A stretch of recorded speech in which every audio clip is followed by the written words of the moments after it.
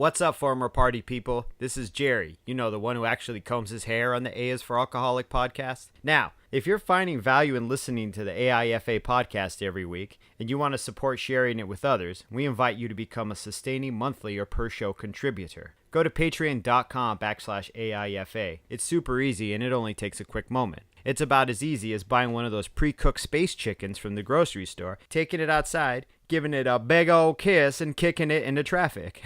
Why would you do that? Anyway, you do you, and I'll do me. Again, go to patreon.com/AIFA. And with that, people, let's start the show. A is for Alcoholic is a program about recovery. My name is John, and I'm an alcoholic.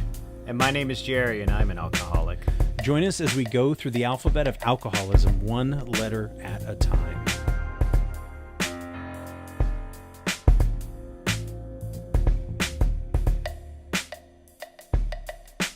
Bam! Janet Jackson Rhythm Nation. Yes. So, the presenting sponsor of A is for Alcoholic is the Green Camel Press. We talked about this last week and the week before. Green Camel Press, they are a design firm with an old school aesthetic in a digital age. We are currently launching our new line of greeting cards, spring greeting cards. Some of them a little on the risque, a little. No, they are. I mean, I don't know what else to say. You haven't seen them, have you? No, I have not been sent a dirty greeting card. Would you like to be sent a dirty greeting card? Yeah. Oh, I saw that one. That's like auntie risque. It's good though. No, I'm not discounting it. No, they're kind of auntie risque. Yeah. So as far as my moral standards. No, I don't think that you would be offended by any of these, but I feel like a couple of them are not something that you would give to your mom. But oh yeah, right. That I wouldn't give that one to my mom. But there's some really sweet ones too. The bears are always a popular one, right? Those are cute. It's two bears hugging and it says "I love you." There's the sweet egret. There's that egret. It's very nice. So there's some other no egrets. No egrets. There's the strange and interesting alien rabbit. Oh yeah. I don't know what he means, but it's like a dystopian world. So we've got greeting cards. We're working on some labels for some products. We do the digital doodles, which are we take time-lapse video of drawings and we chop them up. I put them in the Final Cut Pro. I add some music and some effects, and it's fun little things. But the one product that we do have that if you enjoy this show, you should go to greencamelpress.com and pick up a t-shirt. They are comfy and lovely. They're the next level apparel. And Jerry, tell me again about how much you enjoy this shirt. I love this shirt. It's minty green, like hospital green, so it keeps you nice and calm. I feel calm and serene when I wear it. You know what I like about this shirt is it is long but not too long. The thing about shirts is when you buy them in small, medium, they start getting short. So then if I lift my arms up, I'm just giving everyone a show they don't want. But this shirt is long enough that if I lift my arms up, you know what I mean? Like it's not all like appendicitis scar, and it fits really well. It's comfortable. Before the podcast, I asked John for the name of the brand of the shirt so I could see maybe I could buy a bunch of blank ones just to rock out because it's a well-fitting shirt. Plus the design on it is simple and classic. It's almost like a vintage shirt, almost like a vintage shirt. So there you go. Not too much going on. Very retro. It's rad. I also wanted to let everybody know. So go to greencamelpress.com. Go check us out. See what you think. Tell us what you think. greencamelpress@gmail.com. And get a shirt. You'll love it. I got them right here. I'm waiting. Yeah, they're great. Also, on our Patreon page, we are going to be recording another one of our movie reviews. So if you haven't checked that out, we did... what was the last one we did? Everything Must Go. Everything Must Go, Will Ferrell vehicle. And the one that'll be out shortly is going to be Pollock, which is a much heavier film than the Will Ferrell one. Yeah. So 2001, Ed Harris, Marcia Gay Harden. Yes. Jeffrey Tambor. Doesn't look like the Tamb. Hey now. Anyway. Hey now. So yeah, that's our sponsorship business. So to get to the meat of the show, this week's word is M is for maladjusted. Word. And I think it's a word that we can all, I mean, I assume that we as alcoholics often feel. And that the idea that you are maladjusted or a misfit or don't fit into society or school or your own family. And that's when oftentimes we go to seek out some kind of connection, whether it be alcohol or drugs or whatever your vice is. But I know that it was definitely something I grew up with, was feeling sort of out of place and out of sorts. And I mean, I don't know if I was born that way. I definitely know that through like growing up with my dad being abusive and kind of that weird when somebody you trust and you can't trust the person you're supposed to trust kind of thing, it kind of makes you feel out of place. I was also we were poor growing up, and so that was always a thing as well. And so trying to find those things that made you feel good. And, in the beginning it was those little antihistamine tablets when I was like 14. Did I ever tell you that? Oh, yeah. Where you're popping Bennies, dude? Benadryls? Yeah, it was some generic. It was like Albertson's Benadryl or something like that. And I just remember I was like, I took one. I remember taking them for like I had a cold or something. And then I was like, gosh, I feel kind of sleepy and kind of weird and fuzzy. And it's like, oh, I can do this. And it just became a way of coping with the pain at home or not finding friends at school, that kind of thing. Because I was picked on a lot growing up, and I didn't. So were you just chopping them up and snorting them? Or? No, I was only 14. Just I had chopping up a rail of Benadryl and just like Mia Wallace in Pulp Fiction, just doing it. No, well, I was just eating them at the time. And then later, I would swipe my dad's muscle relaxers, which was like a whole nother level. That's like 5 levels up from Benadryl, dude. But I remember I didn't tell you this story? Have we talked about this? No, not you and the Benadryls, nor the muscle relaxers. But the muscle relaxers wouldn't surprise me. I've eaten muscle relaxers with you in the past. Mm-hmm. It was Soma that my dad had, and he had a lot of health problems. And, the Somas aren't bad. And I remember I would take one to school with me in the morning. Like I'd get up early and, And like what, the 8th grade, 9th grade? This would have been 9th grade. High school? So this is high school. Freshman year. The year is 1992? Something like that. 91, 92. 91, 92. Somewhere around there. So, Nirvana. Vanilla Ice. Vanilla Ice, Nirvana. Helmet. CNC. Oh, Helmet. CNC Music Factory. Yes. All right. So, yeah, we can do this all night. But And it was geometry class was my first period. So, and my second period was driver's ed with Coach Cambaloni. And now, but we used to call him Coach Rambaloni because we were fucking 14 years old. This is your PE teacher? Yeah. I don't think he was my PE teacher, but he was a PE teacher, but he taught driver's ed, which I didn't think I had to pay attention in. So 10 minutes before geometry class was over, I would be like, can I go to the bathroom? And I would go and I'd get the pill and I would go get a drink of water at the fountain. And I would be flying high by the time I got to driver's ed. So for like that 50 minutes, I would just sit in the back and like just nod out. And I had a couple of friends and I used to steal candy bars from the band kids in front of me, like out of the boxes they had by their desks. Yeah. It was terrible, terrible behavior. Yeah. Right. But I mean, there were times I'd just be drooling at like drugged out candy thief. Pretty much, man. And just trying to find, and those people that connected with me were other people who didn't mind hanging out with a drugged out candy thief, right? Right. They might get drugs or candy too. Right. So everybody there again, I don't know that all of them were addicts, but I think that there was a lot of addictive behavior. There was a lot of for a lack of a better word, at least on my part, alcoholic behavior long before alcohol was ever brought into the system. But Right. I definitely felt like an outsider. I definitely felt like a misfit. I didn't fit in at home. I was always on the fringes. People that I admired and looked up to. I mean, we talked about artists and writers and Hunter S. Thompson and any number of movies. What, like Fight Club is all about being an outsider and celebrating Fear that. and Loathing and Fear and fucking- Loathing, Bukowski, On the Road, Jack Kerouac. I mean, if that's not an alcoholic hero, well, I mean, I wouldn't say hero, but I mean, he died at 46. Icon. He's like an alcoholic icon, you know. Yeah.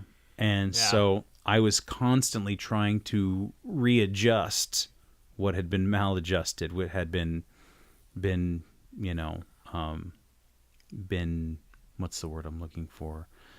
Whatever had been broken, I was trying to fix it with drugs. And, Right. And ultimately with alcohol. When I found alcohol, that was like the bing. That was even more so than Soma, which Soma was great. But once I realized, you know, you could go fishing down at the 7-Eleven and get some dude to buy you Boone's Hill Farm, and it was no big deal. This was my life, you know? I know, the Boone's Hill and Soma, you were like a 14-year-old girl. Mm-hmm. Absolutely. Very sensitive. Very sensitive. And that was how it started for me. And I found people who were really into like cool music and, you know, didn't really socialize well with a lot of other people. So you group up with like these other misfit, oftentimes guys, you know, boys. Certainly because I wasn't talking to girls at that age. Right. But that was what launched that sort of, it became this sort of identity, being a misfit, being an outsider. Then it became, it then becomes, as the drinking progresses, this badge of honor. I don't conform. I don't need to do what you tell me. That kind of thing. No, you're absolutely right. And it's funny because even during our career of drinking, we would pride ourselves in the fact that we didn't drink like other drinkers. Yeah. Like we didn't drink like the status quo. You know what I mean? Like Friday and Saturday were amateur night. So all you guys would work bars Friday, Saturday and watch all the fucking clown show and be like, look at all these fucking amateurs. This is all like normal status quo bridge and tunnel people. And then we would just go act like fucking clowns on Sunday night and Monday afternoon. Do you know what I mean? Yeah. And when it like wasn't deemed the appropriate time Yeah. to act all stupid. Yeah, exactly. So yeah, I think, I can't speak for a lot of drinkers. I can speak for myself and my attitude. I feel like you kind of mirrored that attitude because we got along for so long. For so long. You know what I mean? That you were like, look at these fucking normal ass drinkers that come out and just let some steam off and try to get laid. Fuck those people. That's not doing it professionally. Yeah, they're not professional. They're not punching in. You also ran with a, I don't want to say dangerous crowd, but Ran with a dangerous crowd. We ain't too pretty, we ain't too proud. I'm just sitting there with a lighter under my hand, and I'm like, it doesn't hurt. But so one of the things that I would say in the 90s, and I kind of want to bring this back to you, that would be something you would do to be maybe antisocial or to stand out or to be an outsider, would be to get a tattoo.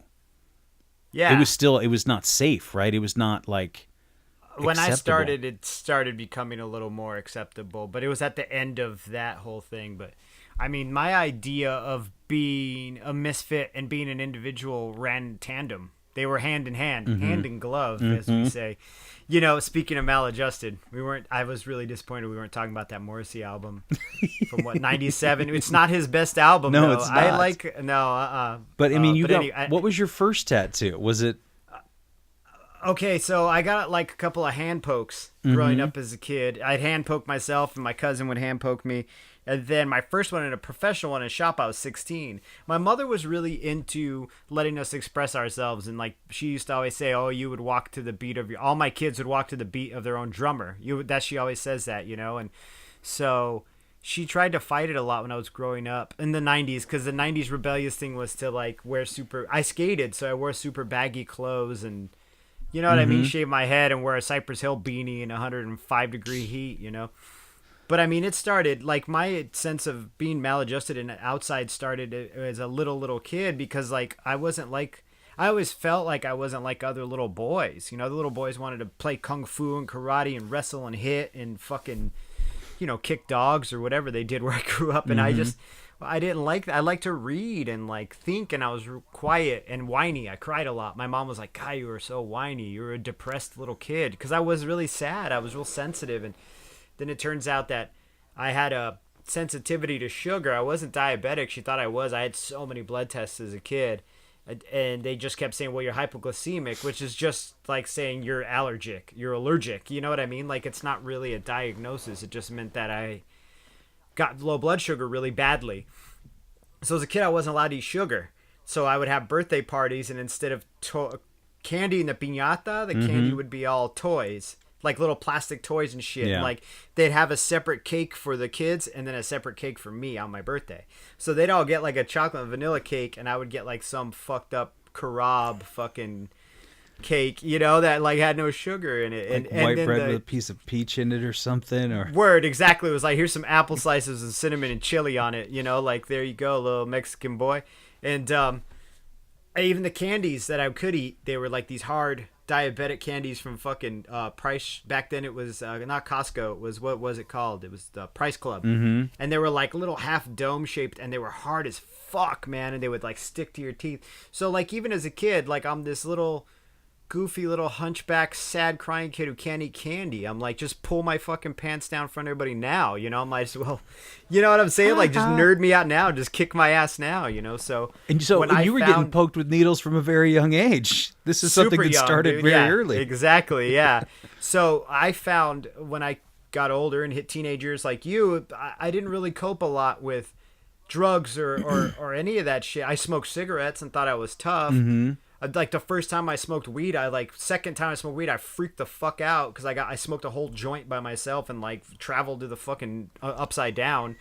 You know what I'm saying? So I do. Like for me, my addictive behaviors were in emotion, was in anger, because in anger I felt power. I had a lot of power. I was like a punch a hole in the wall kid growing up, kick a hole in the wall, break mirrors. I would break windows. I would fucking cut myself. I'd cut myself on purpose and shit. I was like, those were my methods of coping with all those feelings of being an outsider. And then I smoked weed a little bit after that first time I freaked out. I'd smoke a little bit. But yeah, same here, man. I found booze and I felt power. So to me, it wasn't even about fitting in. Alcohol to me wasn't fitting in. It was power. I felt like I was in control of my feelings and my anger, and that I could wield it any way I wanted to, until it got fucking out of hand, but isn't that funny? Because I used to say that I didn't like to smoke weed because it made me feel like I lost control, but I had no problem drinking because in my mind, I was in control because I could count the number of drinks and how it made me feel and how much I needed and how much I wanted and how much was too much. But by the time I had too much, I wasn't counting anymore, and it was an absolute mess. It almost felt like the ego was still in charge, like that's why I didn't like taking psychedelics, like because I felt like I'd never come back. And I already went to the upside down once by smoking a whole joint by myself. I wasn't going back again for a longer period, I went there a few times. Yeah. Yeah. And so like you guys would do acid and I'd be like, you're fucking crazy. I'm just going to drink this whole bottle of Old Crow. Like, like I can't believe you guys are poisoning yourself with that shit. Glug, glug. I was a crow. I became a crow. You did become a crow, and for me, like, it was control in the beginning. And isn't that what every alcoholic thrives for, I guess? I mean, I can say that was what this alcoholic thrived for. I think, too, yeah. I mean, well, when I think about how little control I had in my childhood and growing up in high school, and not just that it's difficult to grow up and be a kid, and you have no control from parents and school and all that stuff, but I was also, I had a hell of a time with my dad, and so there was beyond, the abuse and the level of trauma that was inflicted, like that was even more than just not being in control because I didn't have any money or ID or, you know what I mean? I couldn't go anywhere without somebody saying, "Where's your parents?" So I think that's definitely was something like, yes, power, control. I have it. This makes me feel strong. And getting back to the tattoo, because specifically I want I just wanted to. Oh, you want to talk about my maladjusted tattoo? It's part of why I wanted to pick that word over something else. It'll just be in the descriptor for the podcast is my crooked ass maladjusted tattoo that we put on crooked. I have the word maladjusted in big Times New Roman font on my belly, like right across my belly in a big arc, like I was the one prison dude who was like way into fucking Morrissey or something. And I got it from the Morrissey album, but I also got it because that's how I always felt. I always felt like I always felt like I didn't fit. Which is funny. It's like I inherited it from my dad or something. Because my dad always says that. I think he said it on our podcast. If you go back to the Christmas one, he said I never fit. Which blew me away because socially my old man, just, he was like a daywalker. Like smooth. He fucking had all the jokes and smooth and charismatic, gregarious. Everybody really liked him. And I felt like that made me sad to think of him internally going, God, I'm on the outside looking in, which is also a great Oingo Boingo song. I'm just going to keep referring back to all this shit. Yeah, right? I knew a guy, I used to work with a guy who was very much gregarious and got along with anybody who walked into the place. And he was an awesome bartender. He was a mentor of mine. And, we got to be really close and we got to be friends. And he would say, John, I don't really like doing any of that stuff. I really kind of fucking hate it when I got to do that. I've learned to be good at it. And I don't feel comfortable, and we'd be sitting up drinking tap wine until, 2 a.m. or whatever. And but it's just, so when you say that about your father, it rings true that even though people are perceived that way, what's going on inside their heads is oftentimes very different from how they act. Right. Yeah. And I think, I know we've said it in previous podcasts, but I think this is a really common sentiment. And this is my opinion. It is not fact that this is common sentiment among alcoholics, active and recovering, is that we didn't fit. And then I think of the fucking theme song from Cheers, dude, where everybody knows your name. You know what I mean? You walk in the door and what are they? Hey, Norm, what's up, buddy? Have a seat. Even though Norm's liver is like falling out of his ass, like. And what's the implication from that line in the song? That nobody knows who you are out there, that you're nobody, that you're nothing. Yeah, exactly. Listen to the fucking words. They're sad as fuck. I mean, it's like it's a big fucking alcoholic being like, I want to take a break from all my worries and go into Cheers and get fucking blissfully loaded because being out in the world sucks. And it does suck. I mean, I'll keep it real. Like, being out in the world does suck sometimes. Most of the time. Yeah. But, you got to cope with that. That's life. You find the good parts. Well, you gonna do the Cheers lyrics? It's fascinating to me that you brought this up, and now that I think about it, it's pretty goddamn sad, right? Yes. And you say making your way in the world today takes everything you got. So you've given everything of yourself, all of it, just to make it through this day. And I'm just thinking I've felt that way numerous times. Taking a break from all your worries, it sure would help a lot. Like, of course, you just want a little something. Wouldn't you like to get away? Like that feeling of escaping. Like that's all I ever wanted to do was to sometimes not even just feel good, but not feel the way that I'm feeling. I wanted to change the way that I felt. Right? Right. Well, what's the next line, though? Sometimes you want to go where everybody knows your name. And how many times have you been a regular where people knew exactly who it was? You walked through the door, silhouette. Exactly. So that's the opposite of feeling maladjusted. Now you have connectivity, which we can even seg into your thing with the connectivity versus addiction. But if you want to keep with the lyrics, I'm telling you, it's all about connectivity, dude. Let me go to the next line. This is a very short song, but no, go ahead.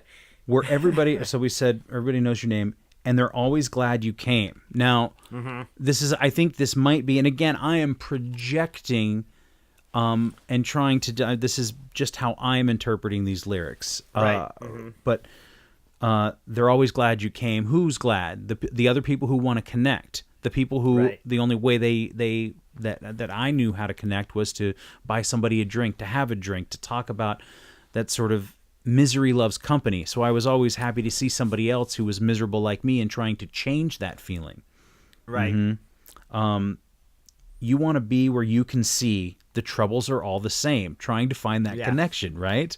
Trying to find we can commiserate, we can be miserable together. But here in this little cloister, this bar, this place where we get our medicine and we can talk to people who are just like us, and we have a bartender who will pour drinks and entertain us, and it's a whole thing. You want to be where everybody knows your name. You want to go where people know the people are all the same. You want to go where everybody knows your name. Right. But yeah, I never thought about it until you just said it, and that's it's the maladjusted becoming adjusted, because once you're a maladjusted person in a room full of maladjusted people, you're all the fucking same. You know what I'm saying? Yo, dude, you know what surprises me is that you have to read the lyrics of that off your phone, because I have it fucking memorized. I could have just told you. I had it completely memorized. I must have watched a lot of Cheers as a kid, because I have this shit completely memorized. I just didn't want to mess anything up. Of being an outsider, coming into a place where you are now an insider. I mean, it's even in our like you said, it's in our popular culture. The idea of alcohol making you an insider once again. All the commercials. Now we got to go to the glitz and glamour. I know we've covered that, but all the commercials show us all partying and having a good time and being together with one common glue that holds us together, and that's getting fucking loaded. You know, like it's a trip, man. And then once we all disperse and you know what I mean? Then you're once again, you're a fucking square peg in a round hole, just walking around, waiting until the next time you can go to Cheers, you know? Like, yeah, even if Cheers is your fucking bedroom. There were places I worked where the vibe was, we want to make this like people's second living room. We want it to feel like home and maybe that wasn't their intention, was to lure sick people in, but you know, well, it's the still... service industry is like that though, right? Like every restaurant wants to make you feel, they want to push off a vibe, but bars, I think more so. What were our favorite bars? They were the darkly lit bars with like lots of mood lighting, a big mirror on the wall, maybe a couple of TVs, probably playing sports, you know, but it's like not a lot of yelling, maybe a jukebox later on in the night, but it was always like another version of our living room. Yeah. It was always just another version of a dimly lit place that played music you liked, you know, that had booze. I feel like, you know, when you talk about what is promoted, and I think about how I drank near the end. You don't ever see a commercial for like vodka where it's like just the shot of the side of my bed and then my arm falls down with an empty vodka bottle and falls to the ground and rolls under the bed, you know, like Tito's. And it's all Tito's. It's make it a Sunday. It's the best Sunday ever, you know, like yeah, just me crying watching porn at 4 a.m, you know, just yeah. I was thinking the bottle would drop and it would pan up and it would be like noon. Noon. Yeah, exactly. Evan Williams. Just it would be me watching, maybe not, probably porn, but also YouTube videos of like Under the Milky Way by the church, just crying, like wet, just face all wet, just fucking bummed, being like, tonight's the night, just might do it. You know, like Evan Williams. Yeah. So trying to find that, I love that it's Cheers, man. Right? I mean, it's Cheers. And being maladjusted, like I got the tattoo during my heavy drinking days because I felt outside. I still feel outside. And honestly, like the fucking rebel in me, and I know you agree, I don't want to be status quo. Like I want to be an individual. It's part of our, maybe it's part of our Western American spirit or something to want to be individuals. But I've always wanted to be different. That's why I got covered in tattoos. You know, people are like, do these hold any greater meaning for you? And I'm like, no, they look cool. And girls thought they were cool. And I thought I looked cool. And maybe some of them meant something, had some type of superficial meaning to them. But it wasn't like, it was always about wanting to look different and cool. Yeah. At the end of the day, because to me, different was cool. And I still feel like I want to look different or be different or approach life differently. But at the same point, I don't want to be fucking miserable. No. You know? No, I don't. I don't want to be fucking miserable. Not anymore. Nah, it shit sucks. It's so much work. But yeah. You have to be. Yeah. You have to be really strong too to fucking get up every single day and be miserable and keep doing it. And so, I mean, I don't think there's anything weak about an alcoholic. You know, I don't think that it's That's a really good fucking point, dude. I really don't. That's a great point. Yeah. Because they'll tell you it's a weakness of will or weakness or character or something. Character or spirit. The way we reflect on alcoholism and all addictions is that you have a weakness of will. And it always kind of bugs me when they're like, you have great willpower. And I'm like, no, dude. My willpower is shit. That's why I'm a fucking alcoholic, dude. You know, there's a lot of difference between me not being willing to pick up a drink and me having a drink and having the willpower to not have any more drinks. You know what I mean? That to me is the definition of willpower. Is like, once alcohol goes into my body, do I have the willpower to hold off? Because that flood's coming. So, no. You know. No, you don't. But waking up every day and not drinking, that's not willpower. I'm not sitting here struggling. Some people are, you know, and I know they are. In the beginning, you do a lot. And there are times in my life where I imagine I will. I don't think about those times though because they're not right now. But yeah, I always dislike the will. Yeah, you got a lot of willpower, bro. I'm like, no, dude. I just get up every day and do what I have to do, and part of what I have to do is drinking isn't part of what I have to do. So. Drinking is that's a good word. Drinking's just not part of what I have to do. Yeah. And I found that 3.5 years on sober, at the age of 42, I don't really care so much anymore about what people think of me. And I think that was a huge motivator for what I did, how I behaved, how much I drank, what I wore. And even, so even though I wanted to be an individual and even though I wanted to be my own person, I still was looking for other people who would accept me in some way for who I was. And even our group of friends, I think we accepted each other, I think mostly because we saw the same flaws in ourselves in somebody else. Yes. Through alcohol. And that was that was the lens that we saw each other through and said, oh yes, this person drinks like I do. So whatever they're into, I'm going to be into too. Right. And now I don't really care if anybody thinks one way or the other about me. It's really, I think one of my favorite lines is, what other people think about you is none of your business. Right. And I think that's a pretty... What's that from? I don't know. Somebody said it to me. It's just a saying I heard. I thought it was from like a song I haven't heard yet. And I'm like, yo, clue me into that. Yeah. So I feel like I'm more comfortable in being the individual that I am, and that it doesn't have to be this sort of... I don't have to wave this flag in the street. You know what I mean? Yeah, absolutely, yeah. Whether figurative or literally, like out in the middle of the street waving a flag because you're drunk at 3 a.m. And you stole the flag from one of those street signs that say like "man ahead." Or yeah, whatever, exactly. Pothole. Yes. So just an orange flag. So in trying to readjust my entire, basically, I think that I've just tried to readjust my personality because the core of me is still there. I'm still funny and like to have a good time, and I don't feel dour, if that's the right word. I don't feel like I've lost my zest for life. Zest? My lust for life. My zest. If anything, I've found more of it rather than that sort of, well, here we go again, gonna wake up, just got to get through this next 8 hours, and then I can go be the, what did we say last week? The jolly asshole? The jolly asshole. I called mine the Sultan of Swing. The Sultan of Swing. Yeah, but no, not because I was just swinging back and forth. Mood swings. The Sultan of Mood Swings. The Sultan of Mood Swings. That's good. That's good. Yeah. And so I think that, the people that I'm attracted to now are probably, some of them are misfits, but they're individuals and they're interesting people, and they're people that are very different and oftentimes very different from me. And I go, that's okay. It's not this sort of, oh, you're broken, so I want to be broken with you, and then we can, as long as I can stay drunk enough, and even I would use you guys as to feel better about myself. Right? Yes. Yeah. I mean, we all did that, right? Yeah, of course. Yeah. Like, oh, at least I'm not as drunk as him.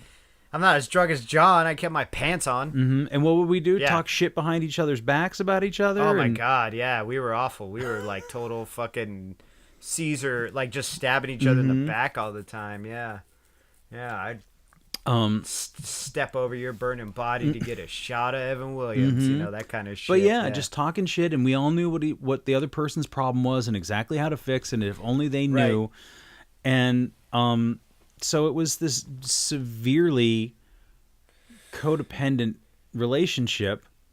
Yeah. That, absolutely. Unless of course, we were all broke, and then it was like, let's get together and figure out let's go through the couch cushions and get some money for beer, right? Oh my God, yeah. We got how much for that's like a case of beer. We might be able to get a pint of whiskey, and we can even get a bucket of chicken. This is bam.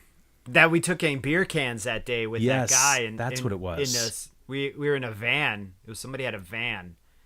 Is that was so? It Ben? Maybe I it was can say Ben. first names. You can say his Ben first had a name. van, and then he had this friend who was like a metalhead dude. I And remember. we went and took change and beer cans, took them all in, bucket of chicken, pint of fucking black velvet, and like a case of fucking crap beer between like 4 of us.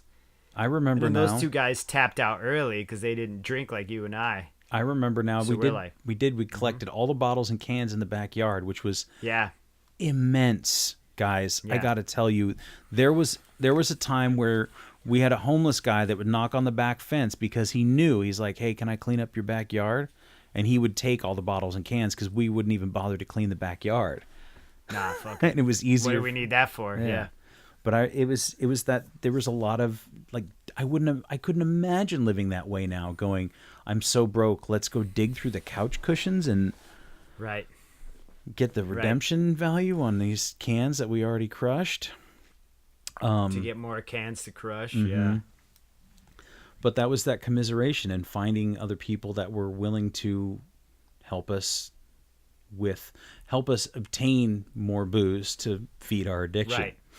But I don't think it was so conscious. Like, I know we come back to No. the theme of doing things to get more booze, but I think for us it was more like the delusion was chasing a good time and to not feel outside, but also chasing a good time. It was never like, I gotta get, like, we weren't like opiate junkies, like, I gotta get it fixed. No, we were just more like, we gotta have a good time, and the only way we can have a good time is by getting fucking schnackered. Yeah. You know what I mean? So it was more like, what are we going to do? We're bored. Let's get fucking loaded because we're bored. And then, you know what I mean? That's when that repetitive behavior, it's all innocuous in the beginning. Hey, we're just guys in our 20s having a good time. Like, what's wrong?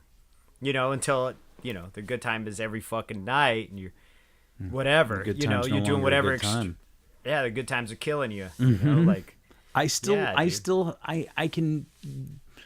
remember some days where I would drink until 4 a.m. and be able to get up and go to work at 8 o'clock in the morning. Boom! Because you were a young, well-oiled machine, dude. You were part man, part machine, or whatever, all animal.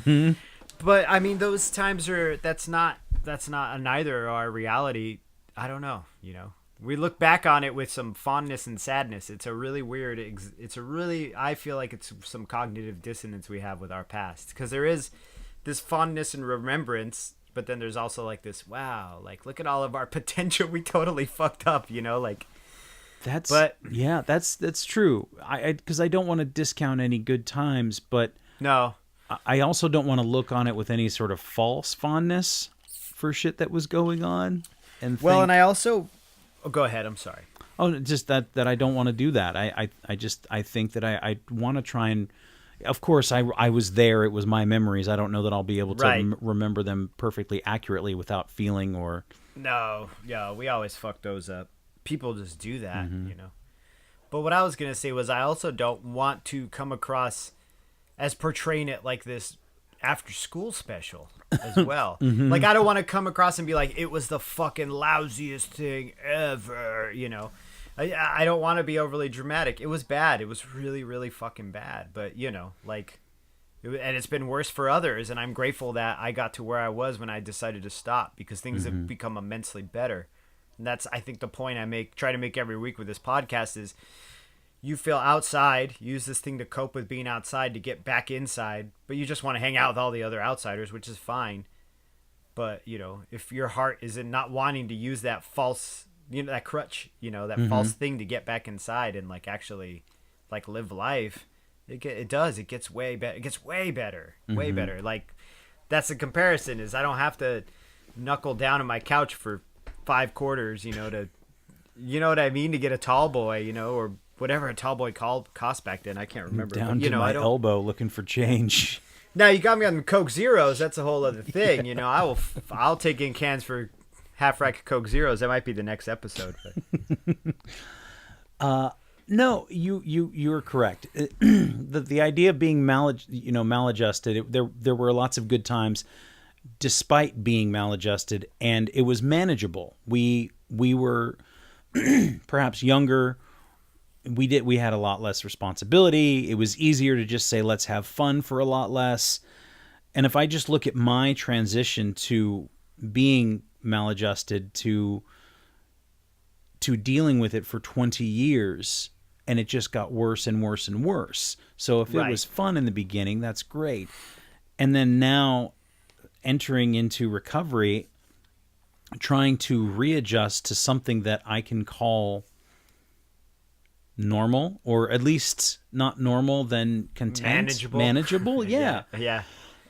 Because I mean, and of course I want to wake up every day and find out I want to find the joy and the happiness and the excitement and enlightenment of every single day, but I don't always have time for that. Sometimes I got to go to work, or shit's got to be handled. So I just am working now on readjusting things to look at a different perspective. Like, well, how do I want to spend my time today? Do I want to drink? No, I don't want to drink. I want to, spend time with people I care about, people that interest me, people that are funny, that are caring, that are loving, that are kind. I want to have a better relationship with people that I've had bad ones in the past, whether it be with you or with my mother, or, any of those people that knew me back then. So that's just sort of that readjustment where I'm like, okay, well, I'm not going in and, putting a Band-Aid on it and calling it good. It's this sort of full-on recalibration of what is okay and what is not okay. The daily practice. Mm-hmm. Yeah. And that's what it is, an absolute daily practice of, for me, prayer, meditation, writing. I don't always meditate. I, try. I don't know. Right. It's been 5 days, something like that. I don't meditate at all anymore. Why is that? I will start again soon. I don't know. I just don't. I've work out. Maybe that's my new meditation, because I've been working out. My meditation time now, I used to work out. And I don't know. I still feel calm. That's good. Maybe fucking doing, Romanian deadlifts is my meditation now. Are you doing a couple hammer curls, dude? Are you lifting? Yeah, I lift weights every day. Well, yesterday I walked 3 miles, but yeah, I do a little dumbbell, a little Romanian deadlifts. They have this one called the Arnold press where it's Arnold Schwarzenegger invented it, so but honestly, when I'm doing it, I feel calm. But I think our message, there's not even a message. I think what I want to stress is trying to become readjusted. I'm not trying to tell you that, oh, go ahead and quit drinking and get back in the workforce and live a 9 to 5 and get a wife and a kid or a husband and a kid or whatever, no, man, find yourself. Do you. I always put that in my Instagram shit, but it always makes me laugh. But I'm like, you do you. Maybe you can do you a little bit better sober. Maybe not. I don't know. I've been able to do me a little bit. Yeah, you know what I'm saying? I've been able to do me great sober. Everybody's like, damn, dude, you just don't just start crying for no reason. You don't start punching things. I'm like, no, not really. Unless I'm doing a podcast, I'll cry a little if I'm reading some sad-ass letter or something. And people, I don't know, you spend more time with people who knew you all day drinking and stuff like that. Ooh. And, but... I know that sometimes people will say, "Oh man, you used to be so much fun." And they don't say that as much, but they used to in the beginning. They did, because I was awful.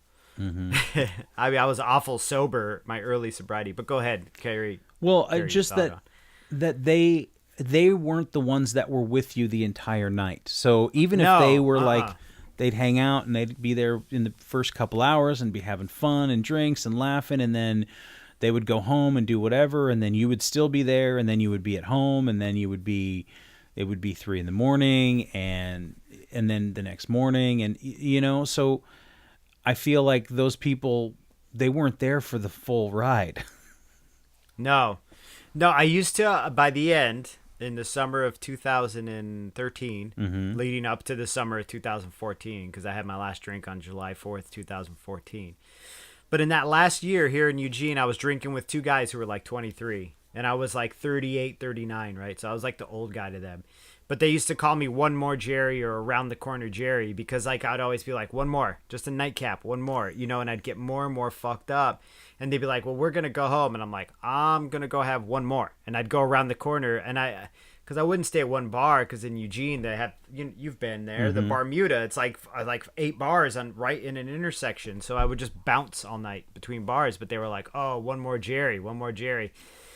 and they thought I was like this witty drunk guy who would fucking make jokes about your butthole seem smart. You know what I mean? And didn't realize like they would bounce and I would like fucking put myself through hell. I would put myself through the worst of the worst and contemplate suicide. I'd sit alone in this house and be like I'm gonna fucking shoot myself tonight. You know what I mean? Mm-hmm. It was like, yeah, they didn't come home with me. They didn't come home to that reality. They didn't live in your head. Nah, fuck no. I didn't have to be outwardly sad all the time. You know what I mean? Like my sadness was, I was known for that, but it was some internal fucking crazy heavy shit, And now here I am. In my wife's office. Looking around. It's not been easy by any means to look at things from a different perspective, and it was extraordinarily hard. But I just feel so much better about being an outsider or being a misfit or being not living a normal life. You look at my living situation, you look at the jobs that I do and how I go about doing them, and it's not normal at all. At 42, I should be what? I should be married. I should have kids. I should own a home. I should have a career path that is well on its way to being something I do for the rest of my life if we are to, believe what is normal. And I don't live that lifestyle at all, and I'm very happy for that. Yeah. I wouldn't You're not want following any of the that. status quo. No. You're adjusted, but not too adjusted. No, not adjusted to the... no, not at all. And so I think that's an important distinction to make, that it's not just about smoking cigarettes behind 7-Eleven or, Yeah. It's not just that kind of misfit, although I did that plenty too. Cloves. Oh, yeah, me too. I remember... Oh, cloves? Yeah, dude, the crackle of cloves. You were talking about smoking cigarettes. All the pretty girls. And I would smoke cloves and listen to Pretty Hate Machine on my Walkman. My God. Yeah, dude. That was like 9th grade for me too. Yeah. Well, I was going to say you found Somas and Faith No More. That too. Yeah. I found Being Angry and the Circle Jerks. You know what I mean? The band, right? The band. Yeah. Yeah, and the other one too, though. Yeah. Both. And the maladjusted tattoo that you have is, you said it was crooked, right? It was put on. Yeah, they put it on crooked, right? Because you center out, you put a word in an arc, you got to find the center of the word so when it fits on the body, it fits. So the center is between the D and the J, right? If you can imagine I don't know. I think it's like a, I don't know how many letters, I'd count it, but it fits between the D and the J. But when the guy lined up the stencil, he lined up the D in the center of my body instead of between the D and the J. So it's just off.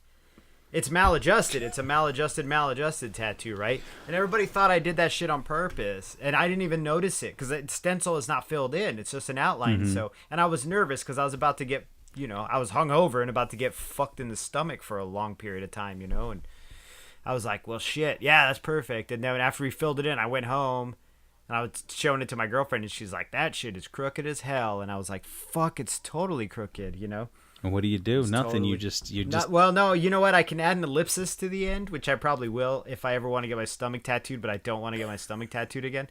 But if I add like 3 periods at the end, I can actually even it out. So it'll look like it has the same weight on both sides. That's the only thing I can do. Or leave it crooked, and then when people are like, is that on purpose? I'd be like, yeah, dude, I'm the smartest guy you know. ...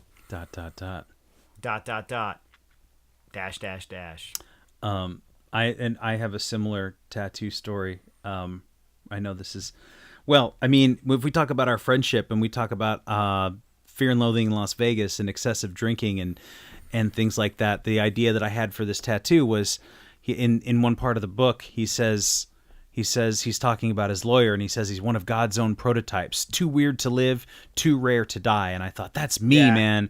I'm one of God's own prototypes. I am such a unique specimen of human being, and so on and so forth. Totally ridiculous. And I remember telling Jerry this because you had just started working. I don't know if you were apprenticing. I was apprenticing at the time. At the tattoo shop. And I was like, dude, I know what I want to get. I think I want to get on my arms. And he's like, dude, if you don't go get that, I'm going to get it. I'm just going to take it from you.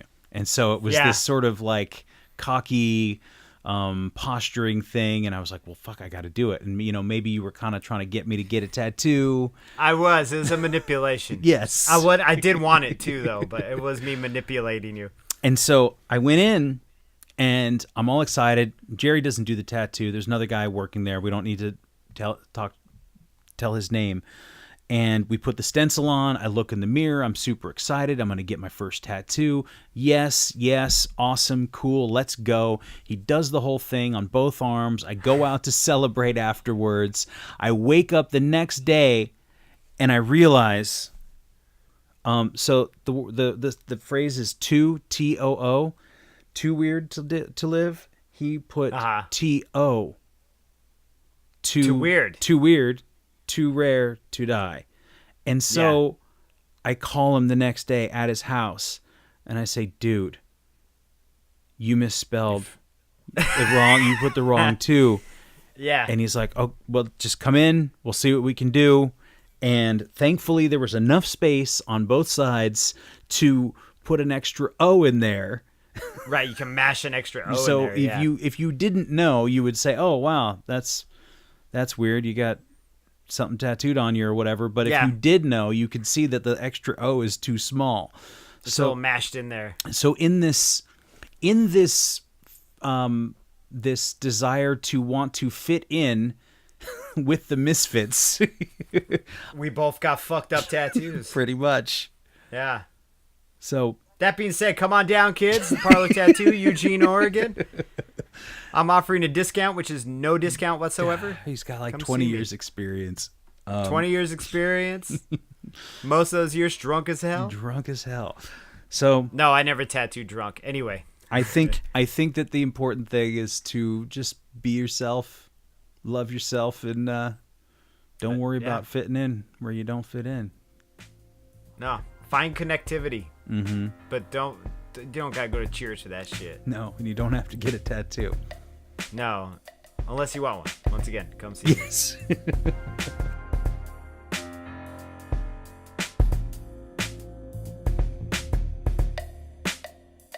Thanks again for listening. Our music, as always, is by Neglect. You can find more of his stuff at neglect.bandcamp.com. And you can find us on all social media platforms that matter: Instagram, Facebook, and Twitter. And you can reach us at aisforalcoholic@gmail.com. Talk to you later. Yeah.